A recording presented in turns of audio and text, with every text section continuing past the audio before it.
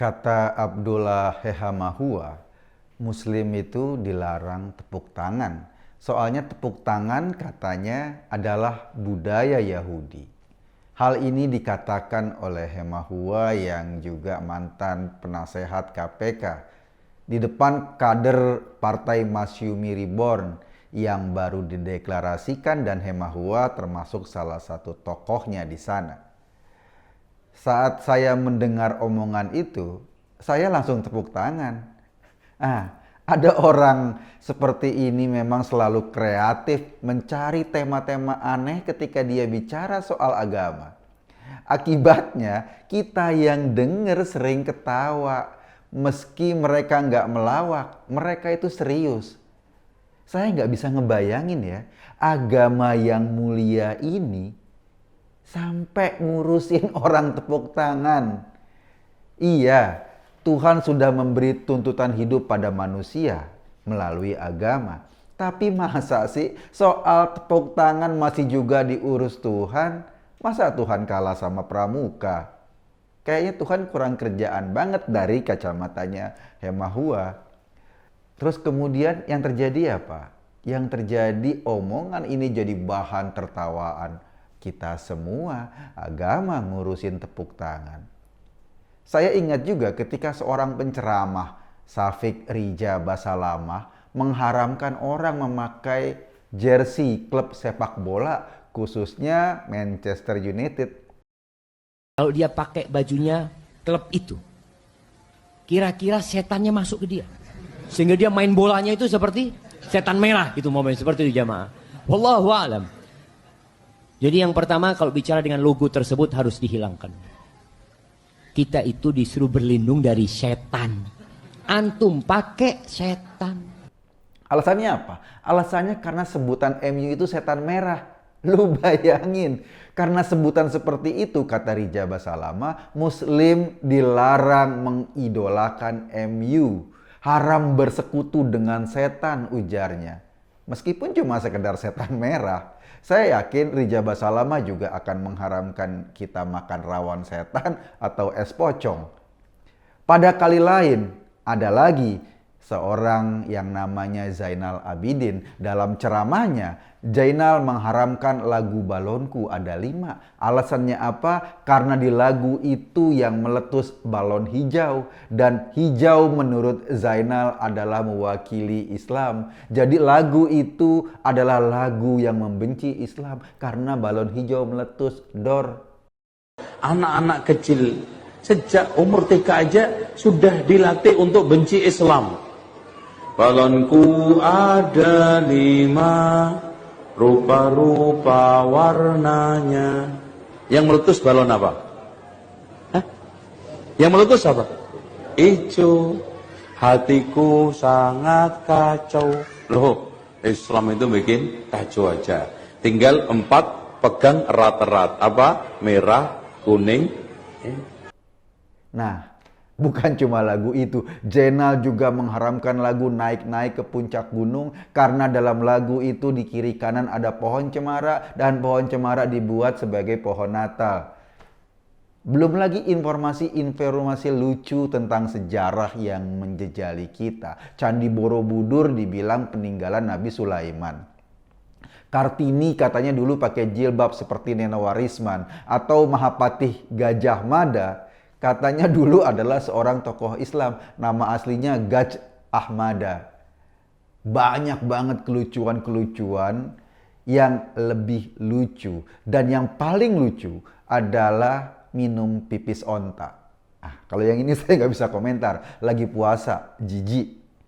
Puncak paling memalukan dari kelucuan-kelucuan ini adalah mereka berkeyakinan bahwa bumi itu datar. Mereka yakin jika manusia jalan terus sampai ujung, nanti mereka akan kejeblos di ujung bumi kayak jatuh dari tempat tidur gitu. Perhatiin deh, orang-orang ini memang entah datang dari peradaban mana, tapi cara berpikirnya sama. Mereka hadir dengan tugas utama merusak akal sehat umat. Wajar saja jika tema yang mereka ketengahkan selalu bikin dahi kita berkerut. Perusakan akal sehat adalah pintu utama masuknya doktrin agama yang lebih keras. Kenapa? Dengan akal sehat yang mati, akhirnya umat atau jemaah cuma digiring seperti robot yang gak punya akal. Ujungnya dibutuhkan ketertundukan buta, bahkan ketertundukan pada sesuatu yang dasarnya hanya pendapat seorang yang dianggap ulama.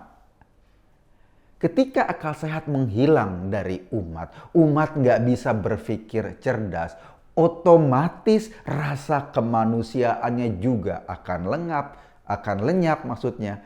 Ketika rasa kemanusiaannya lenyap, maka ujung-ujungnya adalah tragedi. Inilah ciri dari ajaran Wahabi sebagai ajaran yang lebih mengedepankan agama dalam bentuk formal ketimbang agama secara esensial.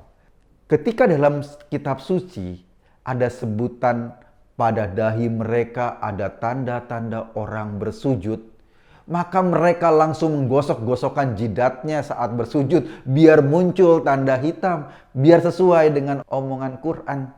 Artinya apa? Artinya tanda-tanda orang bersujud itu diterjemahkan secara literleks hitam. Gitu loh. Terus misalnya ada lagi kata dalam kitab suci dikatakan bahwa aku hamparkan bumi dan seisinya untuk manusia. Mereka langsung menerjemahkan bahwa bumi itu datar karena dihamparkan, bukan bentuknya bukan bulat gitu loh. Meskipun udah sejak SD yang ngomong ini belajar pelajaran geografi, tapi tetap saja ketololannya mengalahkan sains. Kalau diperhatikan secara fisik saja, orang-orang jenis ini yang bicaranya agama dalam template ngawur itu, ciri fisiknya kayaknya hampir sama deh. Coba diperhatiin deh. Jenggotnya pasti mablang. Kelompok ini juga yang meyakini pelihara jenggot sebagai sebuah keharusan. Meskipun secara genetik manusia Indonesia yang gak bakat bewokan, tapi dipaksa-paksain akibatnya cuma 3 bewoknya, jenggotnya. Secara pakaian, ini hampir mirip mereka semua. Celananya cingkrang, bajunya koko, panjang, ala lelaki Afghanistan tuh. Kayak gitu. Terus kadang-kadang dibalut sama rompi. Alas kakinya sering menggunakan sepatu sendal atau sepatu gunung dan biasanya mengenakan kupluk. Mereka pasti menghindari atau jarang saya melihat ada yang pakai sarung atau kopiah hitam. Karena sarung atau peci hitam itu ya masih ada bau-bau Indonesianya. Mereka nggak suka. Sementara kaum perempuannya juga seragam. Pakai kain hitam ditutupin ke seluruh tubuhnya. Individu dan personal perempuan dalam kelompok ini dihilangkan. Wajahnya nggak boleh dikenali. Perempuan hanya dihitung sebagai pabrik anak dan pemuas lelaki. Selebihnya nggak penting, bahkan wajahnya saja nggak bisa ditampakkan. Saya ingin mengatakan di tangan gerombolan ini, agama Islam yang indah dan sakral, menghargai kemanusiaan, jadi lucu dan menggelikan. Tapi anehnya, pola rekrutmen mereka sangat masif. Mereka masuk ke berbagai lini kehidupan. Wajar karena kampanye mereka memang didukung oleh gelontoran dana yang sangat besar. Arab Saudi misalnya menggelontorkan dana miliaran dolar Amerika Serikat untuk kampanye ajaran Wahabi yang lucu ini di Indonesia.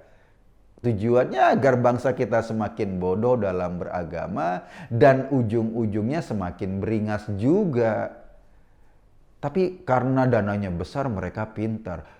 Sasaran utamanya atau salah satu sasaran yang disasar adalah para artis dan influencer untuk dicekoki dengan pengaruh pikiran-pikiran ini. Maksudnya melalui para artis dan influencer inilah ajaran ini akan semakin mudah untuk masuk meracuni anak-anak muda kita. Para artis ini meskipun isi kepalanya belum berkembang maksimal, tapi laganya udah amat sok dan soknya minta ampun. Gak percaya? Coba dengerin wawancara Arie Untung dengan Daniel Mananta di YouTube beberapa waktu lalu. Saat Daniel bertanya sama Arie Untung, Fikih itu apa sih? Ari malah menjawab dengan mencuplik sebuah kasus. Kata Ari, fikih itu which is kayak Raja Salman datang ke Indonesia. Saat turun dari pesawat, which is Raja Salman nggak mau pakai tangga pesawat dari Indonesia. Dia bawa tangga pesawat sendiri. Kenapa? Karena tangga pesawat dari Indonesia dibeli dari uang riba. Kata Ari. Makanya Raja Salman nggak mau makan uang riba, nggak mau pakai uang riba, bawa tangga pesawat sendiri dari Saudi. Kita tentu mikir kalau Raja Salman nggak mau menggunakan fasilitas Indonesia karena riba, emang pas turun dari tangga pesawat itu Raja Salman nggak napak tanah. Sebab kata Ari, ia nggak mau jalan di aspal yang dibangun pemerintah Indonesia.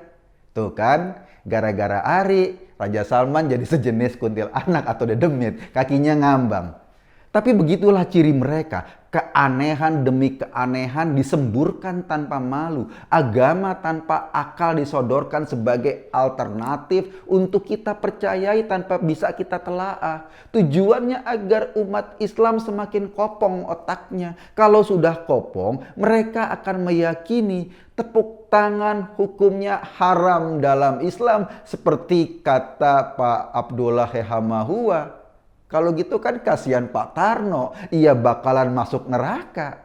Pak Abdullah, tolong dibantu ya. Tolong dibantu.